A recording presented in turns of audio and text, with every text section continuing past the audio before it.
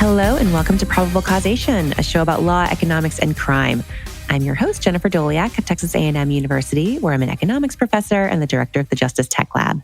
My guest this week is Anna Harvey. Anna is a professor of politics at New York University and director of the Public Safety Lab there. Anna, welcome to the show. Well, thank you so much for having me. Today, we're going to talk about your research on how court-mandated affirmative action in police departments affected racial disparities in crime victimization. But before we get into that, could you tell us about your research expertise and how you became interested in this topic? Sure, I'd be happy to. So I'm an empirical social scientist by training, and I've worked on lots of different topics over the course of my career. But about 4 years ago, I started to get interested in the question of racial disparities in policing. I was becoming increasingly troubled by stories that I was reading about the way that Black communities are policed. And so I started reading academic papers on racial disparities in policing. And I found some really careful and important papers on racial disparities in the way that police treat the suspected perpetrators of crime. So papers looking at racial disparities in stops, citations, arrests, use of force. But I couldn't find any work about whether the police provide racially disparate protection to the victims of crime. And that seemed like a really important question because the justification for having police in the first place is that they protect us from becoming victims of crime. And if they're doing that in a racially disparate manner, if they're providing protection in a racially disparate manner, we should know that. But we don't have any work that looks at that question. At the same time that I was reading those papers, I was also interested in and concerned about the way that police departments treat Black officers. So we know from lots of different contexts that organizations that discriminate or that tolerate discrimination in one area often also discriminate or tolerate discrimination in another area. So agencies that practice or that tolerate discrimination against Black officers may also practice or tolerate discrimination against Black victims of crime. And so any interventions that reduce discrimination against Black officers in hiring or promotion may also reduce discrimination against Black crime victims. And so at the same time, I started reading academic papers that looked at the effects of judicial interventions to reduce employment discrimination against Black officers, but I couldn't find any papers that looked at the effects of those interventions on racial disparities in crime victimization. So that's what gave rise to this paper. And I recruited one of our fantastic PhD students, Taylor Mattia, to work with me to see what we could contribute. And so in this paper, we're looking at whether court-ordered interventions in police departments to reduce race-based discrimination in employment also reduce disparities in the way that agencies treat Black victims of crime. So your paper is titled Reducing Racial Disparities in Crime Victimization. And as you mentioned, it's co-authored with Taylor Mattia.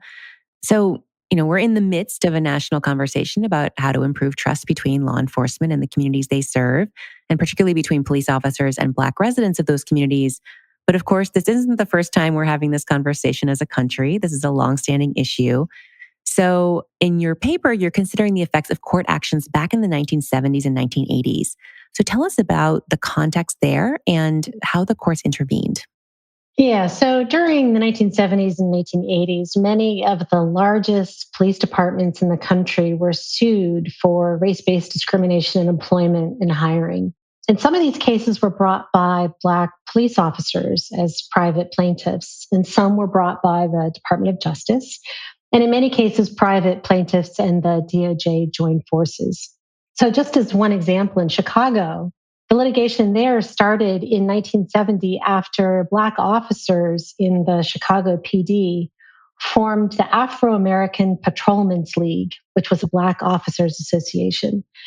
And the white leadership of the Chicago PD didn't want Black officers to organize. So in 1970, members of this Black Officers Association filed a complaint stating that they were being unconstitutionally subjected to adverse employment actions like charges or suspensions or dismissals because of their membership in the Afro-American Patrolmen's League.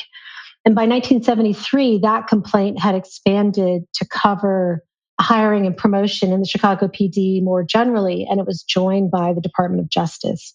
Now, in that case, there was a finding of racially discriminatory practices by the Chicago PD, and there was an affirmative action plan in hiring and promotion that was imposed on the Chicago Police Department. More generally, in 26 out of the 40 largest metropolitan statistical areas in the country in the 1970s and 1980s, law enforcement agencies were found to have engaged in race based employment discrimination and were subjected to a court imposed affirmative action plan in hiring or promotion. And so we're asking if those interventions to reduce racial discrimination in employment also reduce racial disparities in the way that safety was being provided to potential victims of crime. So, why might these court actions affect local crime rates or who's victimized by crime? What are the mechanisms you have in mind? Well, police agencies tend to be whiter than the cities they police. So, Black officer shares have persistently lagged Black population shares in our largest cities. And Black officers in many of these agencies have reported harassment and discrimination because of their race.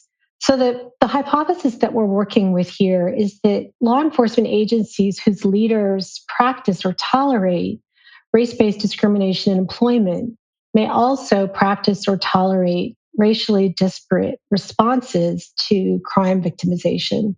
So we're thinking about in these agencies, officers may be allowed or even encouraged to, for example, take more time to respond to calls for service that are coming from Black neighborhoods relative to calls that are coming from whiter neighborhoods, to spend less effort trying to get Black victims to formally report their crimes to the police relative to white victims, to spend less effort trying to get Black victims and witnesses to testify relative to crimes committed against white victims, even to spend less time patrolling Black neighborhoods as a way to deter crime relative to white neighborhoods.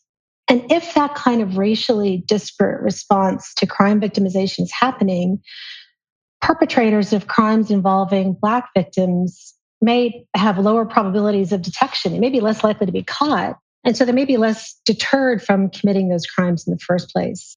And so what we're wondering is if agencies are successfully sued over race based discrimination in employment, and there's increased monitoring and scrutiny of their practices, they may also seek to reduce any observable and evident racial disparities in their responses to crime.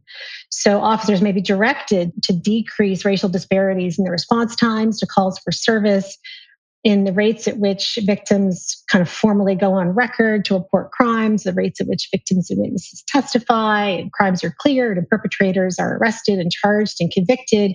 And these efforts may increase the probability of detection of perpetrators who may commit crimes against Black victims.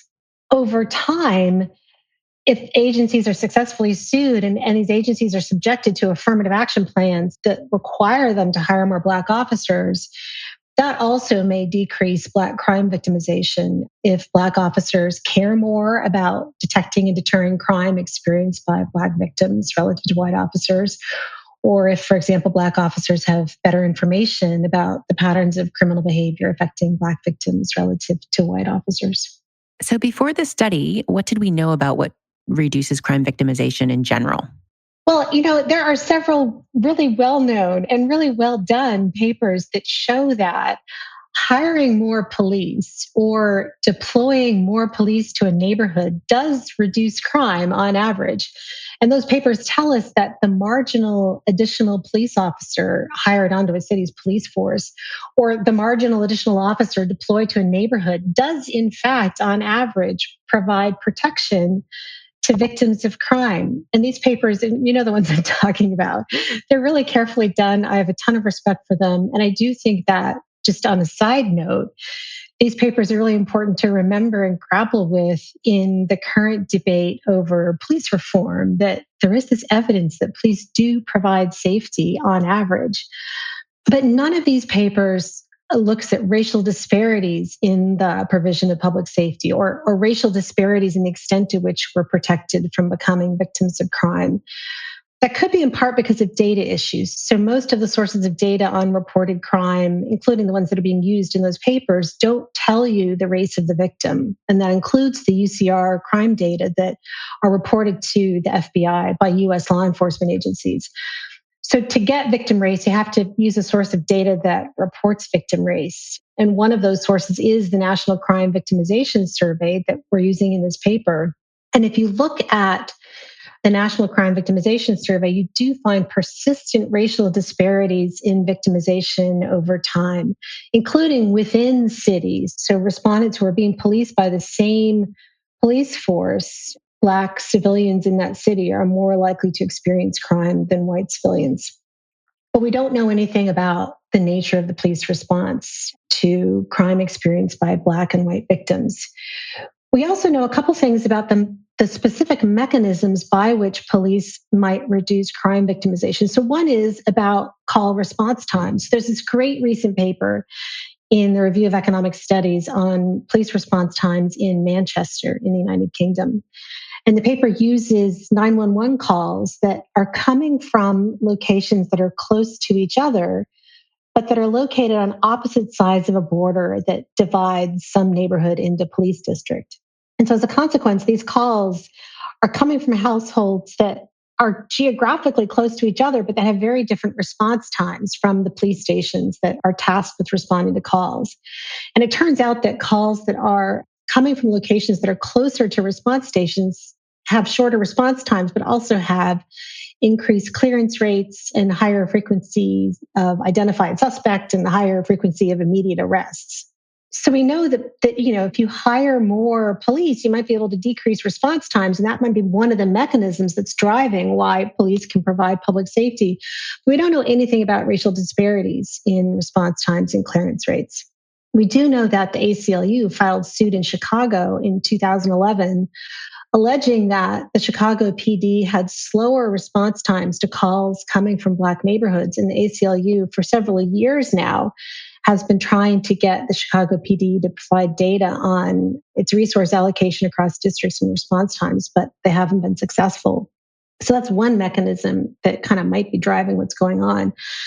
Another mechanism that we know of that leads to hiring, when you hire more police, you see reduced crime, is that we know that when you hire more police, you do get increased reporting of crime. So Steve Levitt has this paper from a while ago where he found that increases in the size of a police force increase the ratio of reported non-homicide crime to reported homicides.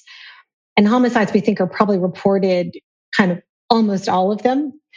And so the fact that that ratio of reported non-homicide crime was increasing as you hire more police suggests that part of what's happening is that more of the non-homicide crime is being reported as you hire more police.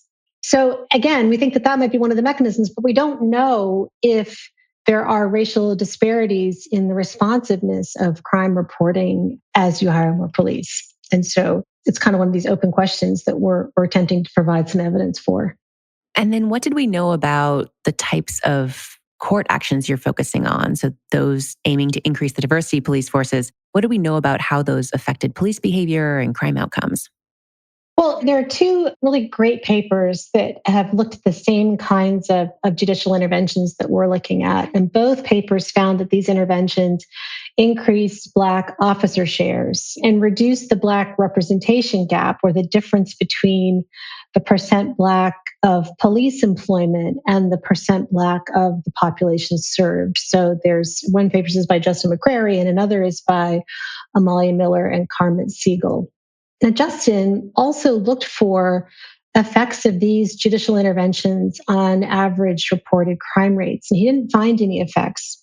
But reported crime, and he was using UCR data, reported crime combines both reporting, which might increase with increased, police or increased effort by police, and victimization, which might decrease with increased police effort. And those two things might offset each other so that you might find no observable effect of an intervention that affects police behavior, when what's really happening is that there are two effects. One is on victimization and one is on reporting, and those effects are moving in two different directions. There is this great paper, and it's also by Carmen Siegel and Amalia Miller, looking at litigation leading to gender-based affirmative action plans in law enforcement. And they found that those litigation efforts increased female officer shares. They were also able to break apart reporting and victimization. And they found that increasing female officer shares as a result of these litigation efforts increased rates of reporting of violence against women, rates of reporting to law enforcement, but also decrease the actual incidence of violence against women. So they were able to distinguish those two offsetting trends. And that's essentially what we're trying to do here, but for crimes committed against Black victims. So, this is a tough question to study for a few reasons. So, what are the hurdles that researchers like yourselves have to overcome in order to measure the causal effects on crime victimization? Are these mostly data challenges or identification challenges, or is it both? Well, it's always both, right? It's always everything. So the first hurdle is that you have to have a source of data that identifies the race of crime victims. And so that basically rules out, not exclusively, but it basically rules out the UCR data. The National Crime Victimization Survey does identify victim race, but the victimization survey doesn't provide geographically disaggregated data because of concerns about confidentiality. Except that there was one release of victimization survey data between 1979 and 2004 for the 40 largest MSAs or metropolitan statistical areas. So this data release identifies the MSA of a respondent in the survey, and those are the data we're using in this paper. And that's part of why we're focusing. That is the reason why we're focusing on the time period that we're focusing on. Those are the only data that we have. The second hurdle, though, is that, as you said, you have to think really hard about what it takes to make a causal claim about the effects of reducing racial discrimination in employment on racial disparities in the police response to victimization. We'd like to know if agencies that reduce racial discrimination in employment also reduce racial discrimination in policing. But imagine that we just collected data on, say, Black officer shares, maybe as an indicator of how welcoming a department was to Black officers. And we collected data on crime victimization by race. And we asked whether agencies that hire more Black officers also reduce racial disparities in crime victimization. It would be really hard to make a causal inference there because agencies that hire more Black officers might be different on a number of dimensions relative to agencies that hire fewer Black officers. So they might be located in cities that have more liberal voters or city councils that are more actively involved in police oversight or have more active or involved community organizations that are advocating for racial equity in policing. So any of those factors might lead a police department to seek to both increase Black officer shares and reduce racial disparities in crime victimization without the former causing the latter. So you need something external to police departments, ideally, right, that causes them to act specifically to reduce race-based discrimination in employment in isolation from these other potential causes as much as you can. And then you could look at the effect of those actions on racial disparities and victimization. So you're going to use the timing of litigation against police departments for exactly this purpose to get traction on this question. So let's think through, I guess, what the ideal experiment is that a researcher might like to run in this context and how your approach approximates that experiment. Right. So, what we want to do is we want to isolate some cause external to police departments that causes them to reduce racially discriminatory employment practices. And we're using litigation leading to judicial interventions that direct agencies to end discriminatory practices and hire more Black officers. And ideally, what we'd have is some kind of field experiment where we could randomly assign agencies to either receive this intervention or not receive it, right? So we'd pick agencies out of a hat, and some of them would get judicially supported and monitored orders to end discriminatory practices and hire more Black officers, and others wouldn't. But we can't run that experiment, right, for obvious ethical and feasibility concerns. And the agencies that were litigated for race based employment discrimination and were subject to these judicial interventions might have been different on a number of dimensions relative to agencies that weren't litigated. And those differences might have affected racial disparities in crime victimization. our strategy doesn't really get us entirely out of the woods.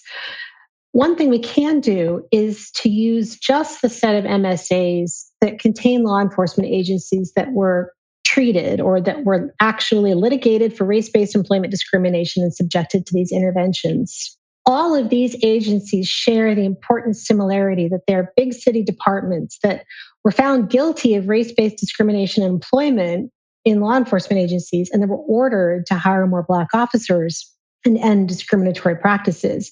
So they all share that important commonality.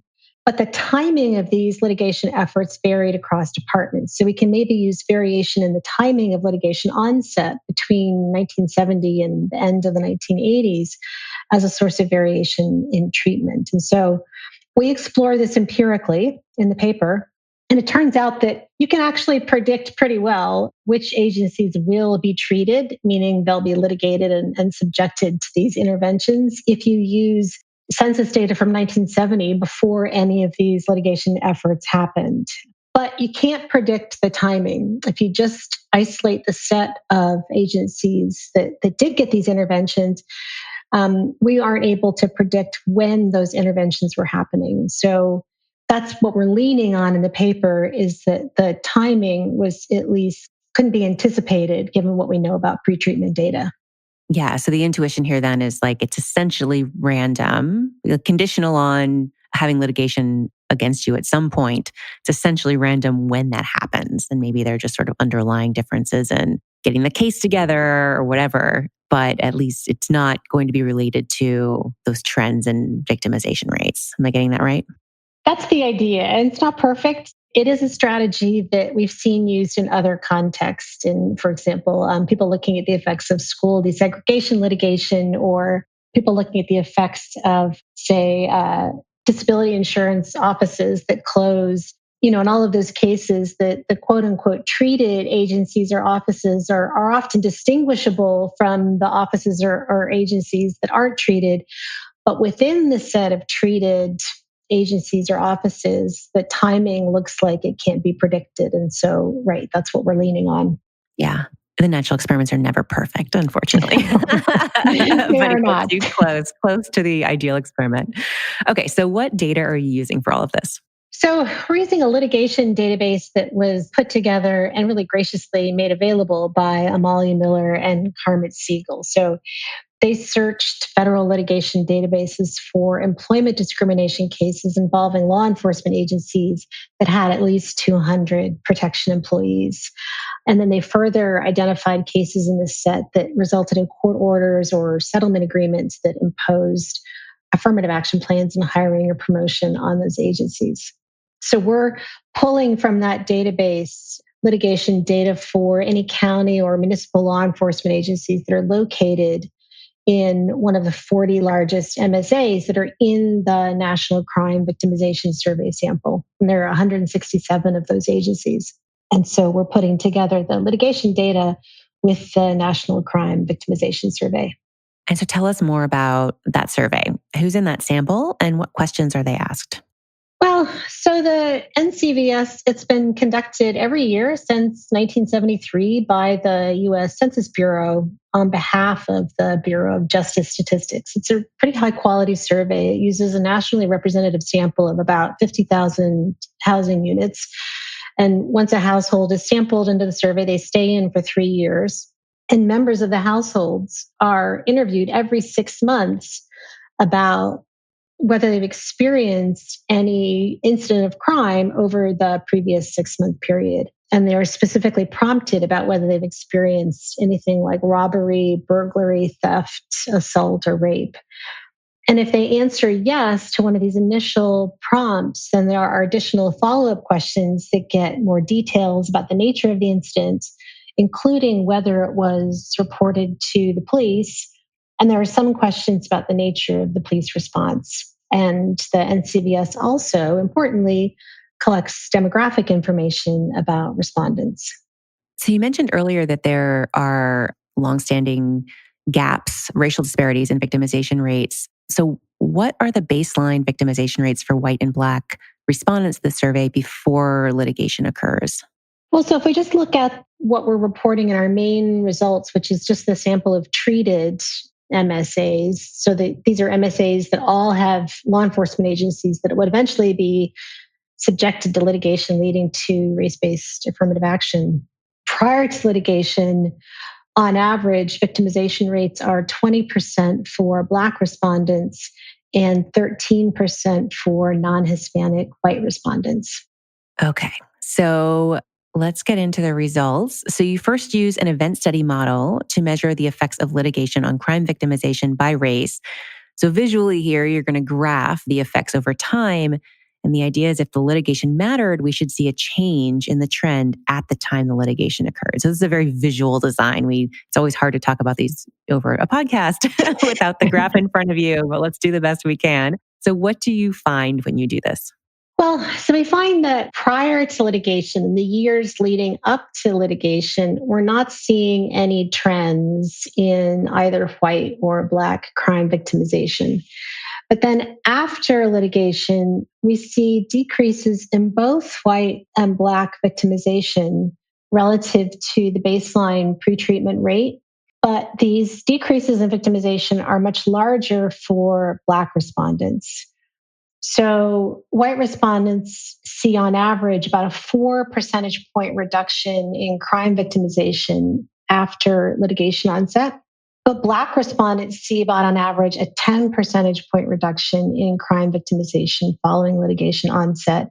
And the other thing we find is that these, what we call treatment effects or the effects of litigation, appear immediately for Black respondents and they gradually grow in magnitude.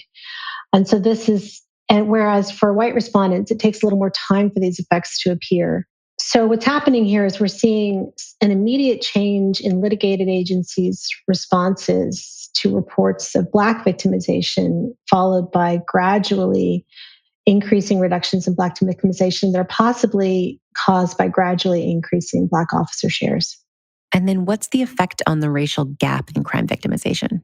Right. So we directly model the racial disparities in victimization rates, and we see substantial reductions in those disparities. And so our estimates of these decreases in racial disparities range between 6 and 9 percentage points over the 25 years after litigation onset. So that's in every year relative to the baseline year. That's kind of the average decrease that we see relative to the pretreatment baseline year. And these estimates are all significant at the 95% threshold.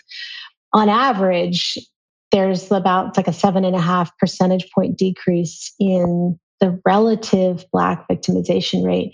And remember, I just told you a few minutes ago that prior to litigation, there was about a 7 percentage point gap in these MSAs in Black and white victimization. So Black respondents had a victimization rate of about 20%, and white respondents had a victimization rate of about 13%. What we're seeing is that in these cities that were litigated, that gap in victimization is almost entirely eliminated after litigation. So these results are amazing and huge. So then you start thinking about, what's driving them? What are the potential mechanisms? And the first thing you look at is whether there's any change in whether crime is reported to police. So what do you find is the effect of litigation on reporting rates? So, right. So remember, one of the things we talked about why do the police, or I guess maybe it's how do the police protect us? One reason is that if when you hire more police, you see more reporting of crime to police. So most of the crime we experience, we don't actually report to the police, but you see a larger fraction of that crime reported after more police are hired. What we're seeing in our data is that after litigation that forces agencies to reduce racial discrimination in employment and to hire more Black officers, we also see increases in reporting rates for both white and Black respondents. And does that effect differ by race at all? It does. So we see increases for both white and Black respondents, but the effects are substantially larger for Black respondents. So white respondents see an average of about a 2 percentage point increase in reporting over the 25-year period after litigation. but there's about a 6 percentage point increase in reporting for Black respondents. We have pretty large confidence intervals, point estimates for Black respondents, and we can't reject the hypothesis that the increases for Black and white respondents aren't the same. But it is suggestive evidence, I guess I would say, that these increases are larger for Black respondents in terms of reporting crime to the police relative to white respondents. So you mentioned earlier that, if victimization rates are going down, but reporting rates are going up, which is what you find, these effects might cancel each other out if you were just using reported crime data as the outcome. So you look at this directly, and what do you find when you just use reported crime as the outcome? Yeah, and so remember that Justin McCrary was a really great paper on the effects of these kinds of judicial interventions on reported crime rates, and he didn't find any effects. But he was using administrative data on a crime reported to the police. And as you said, if this litigation was decreasing victimization but increasing reporting, then those trends might offset each other. And so we look at that, and that is what we find in the victimization data, that the magnitudes almost exactly offset each other. Victimization that is reported to law enforcement in the NCVS is essentially unchanged after litigation for about 15 years after the onset of litigation, leading to affirmative action. And then we see some very small decreases. And so we're using different data and a different sample of cities than Justin did, but we're essentially able to replicate the null result that he found in reported crime. What we're doing is we're showing that that null result is the product of real decreases in victimization and real increases in reporting. Which then is in line with that Miller and Siegel paper you mentioned on police officer gender, right? Where they were finding reductions in victimization of women and increase in reporting. So it all just sort of like ties everything up with a nice bow. It's always nice when this happens, right? And I write that it is. And actually, to kind of underscore that point, in a different Justin McCurry paper, one of the things he shows is that increases in police have a really large effect on homicides, but they don't have any effect on crimes like rape. And you have to be really careful when you're looking at results like that, because you might say, well, we should really direct law enforcement agencies to devote all of their attention to homicides because that's where the effect is, but not devote any attention to, say, sexual assault crime because they don't have any effect on sexual assault crime. But precisely what you're saying is in the Miller and Siegel paper, they're showing that that null result for crimes against women is really the product of two offsetting trends. Yeah. So finally, then you look at the reasons respondents give for not reporting crime in the cases where they don't report to police. So does litigation affect their stated reasons for not reporting? Yeah, so the NCVS asks respondents who experienced a crime but who did not report the crime to the police why they didn't report to the police. And they give us like the most frequent answers are called out in the victimization survey. So some of these reasons indicate a lack of trust in the police response. So the respondent thought that if they reported, the police wouldn't help or they wouldn't do anything.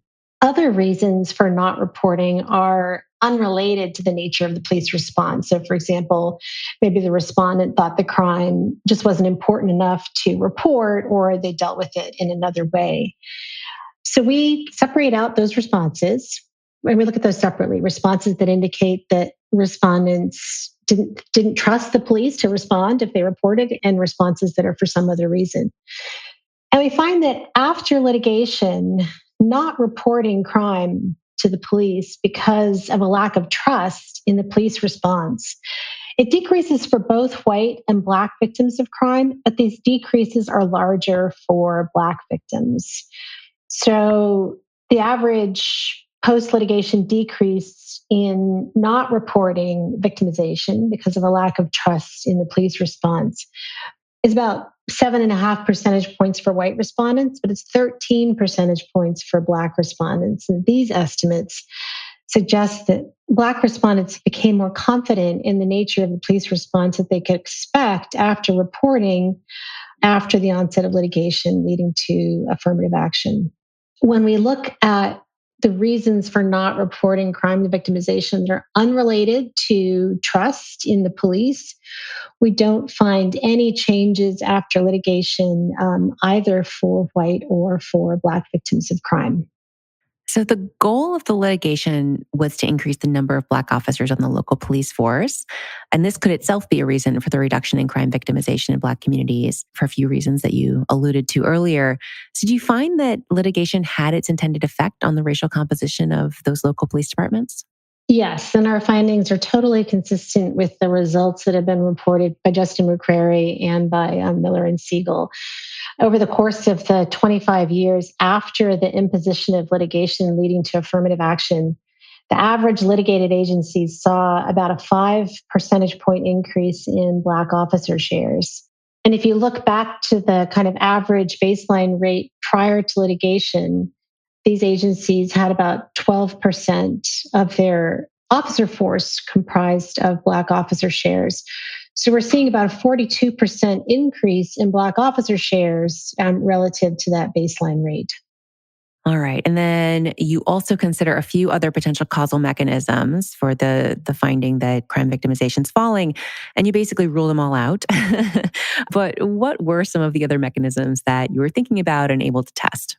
Well, because there are so many papers about the beneficial effects of hiring more police, we thought, well, maybe one of the mechanisms is just that this litigation causes agencies to hire more police, and that's driving the results. So we looked at that, the effect of litigation on numbers of sworn officers per capita, and we didn't find any effect. We also thought, well, maybe these MSAs that are getting litigated and are subjected to these judicial interventions, maybe they're also experiencing demographic changes, and maybe the litigation itself is causing demographic changes, like just in the composition of the population, and we can't find anything there. And we also thought, well, maybe there are certain kinds of crime that are driving the effects that we're seeing. So we looked for heterogeneous effects of litigation across different types of crimes, and we didn't find any patterns there. So, what's your overall takeaway about what drove the effects that you're seeing? Which mechanisms mattered most?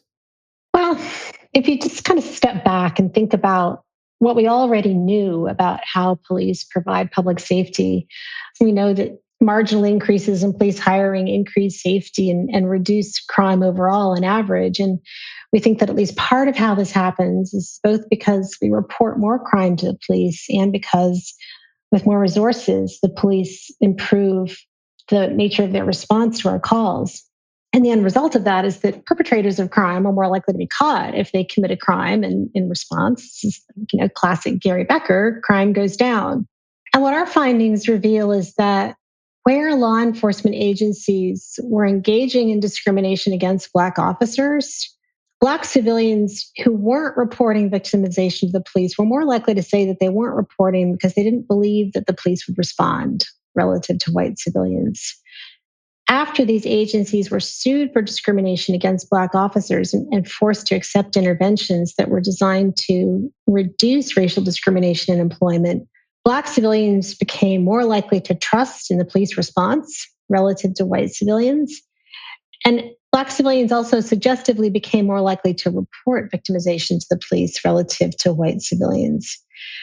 Now, really importantly, we don't have data on the actual police response to Black crime victimization. So if you called, did the police come? If so, how long did it take them to get there? What did they do when they got there? What was the race of the officers that responded? Was the offense clear? Did they identify the perpetrator? Did they arrest somebody? Did they convict somebody?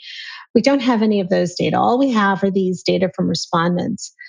But the survey data are at least consistent with the notion that agencies improved their police response to Black victimization after they faced serious litigation for discrimination against Black officers. Some of this improvement happened very soon after litigation onset, suggesting that existing officers, for whatever reason, took Black victimization more seriously. And other improvement happened later during the time that Black officer shares were increasing.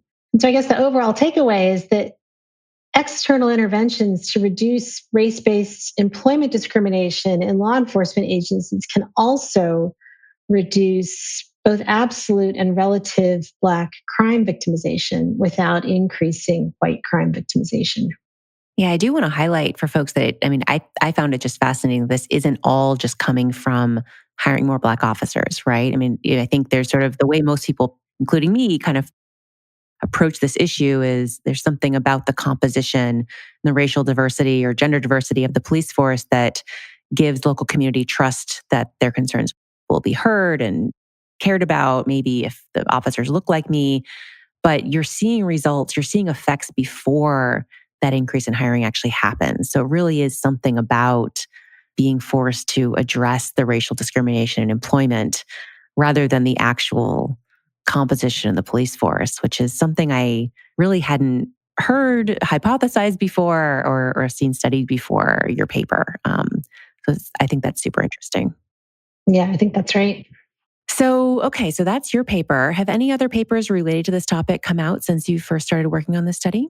Well, I'm so glad you asked that because just about a month ago, we got a new paper by Aaron Chalfin and Ben Hansen, Emily Weisburst, and Morgan Williams looking at whether there are racial disparities in the effects of increases in police hiring on safety. There's one place in the UCR data where you can get race of victim, and that's in the supplemental homicide data. So for homicides, the FBI collect additional information about crimes, including the race of the victim.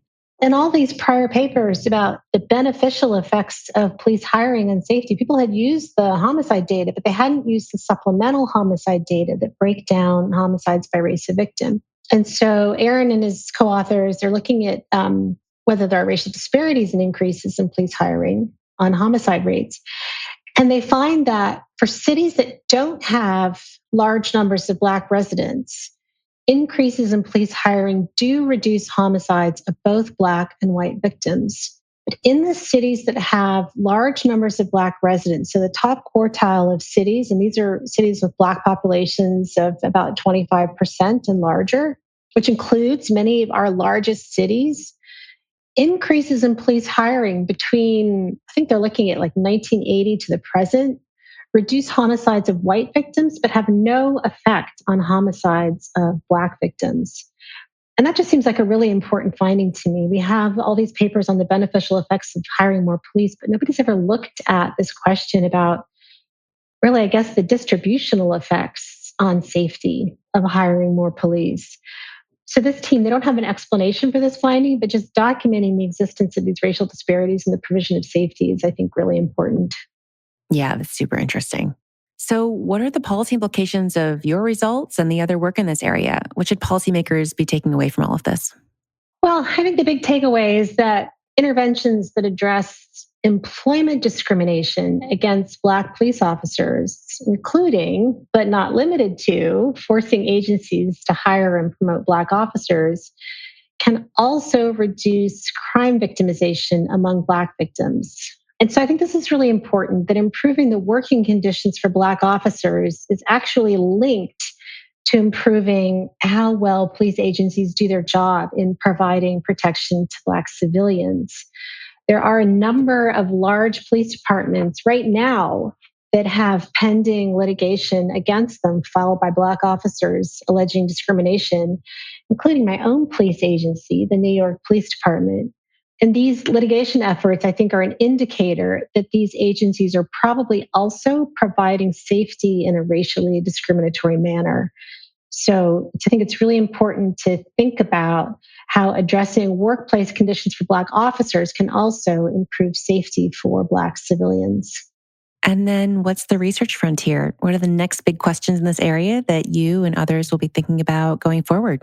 The one thing we really lack in our paper is that we don't have any, granular real-time data on police response to reports of crime made by Black and white civilians. So, we just talked about this.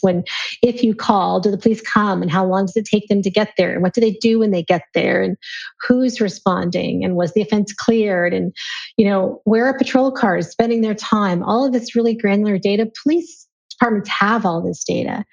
And we need access to those data to be able to push further on these questions of how well and how equitably police are providing safety to their communities.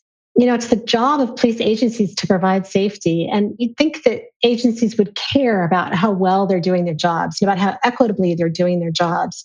But very few police departments are willing to allow researchers to have access to their internal data to assess their performance. And I think that needs to change. I will say a couple things.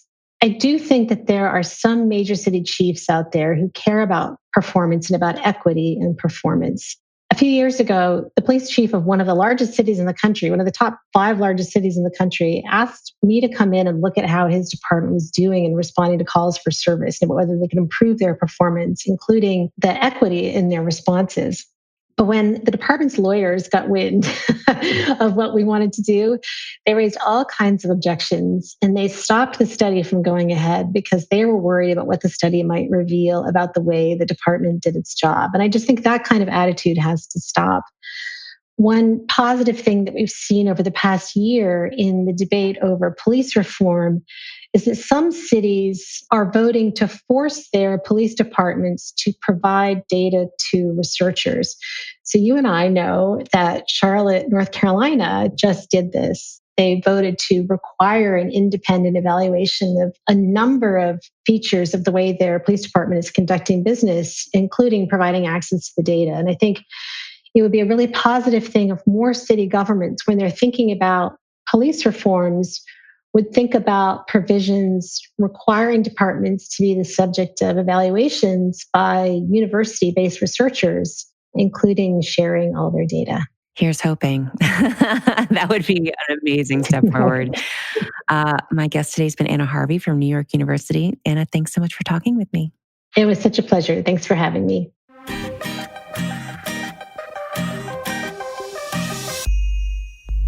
You can find links to all the research we discussed today on our website, probablecausation.com. You can also subscribe to the show there or wherever you get your podcasts to make sure you don't miss a single episode. Big thanks to Emergent Ventures for supporting the show, and thanks also to our Patreon subscribers. This show is listener supported, so if you enjoyed the podcast, then please consider contributing via Patreon. You can find a link on our website. Our sound engineer is John Kerr with production assistance from Haley Griesaver. Our music is by Werner, and our logo was designed by Carrie Throckmorton. Thanks for listening, and I'll talk to you in 2 weeks.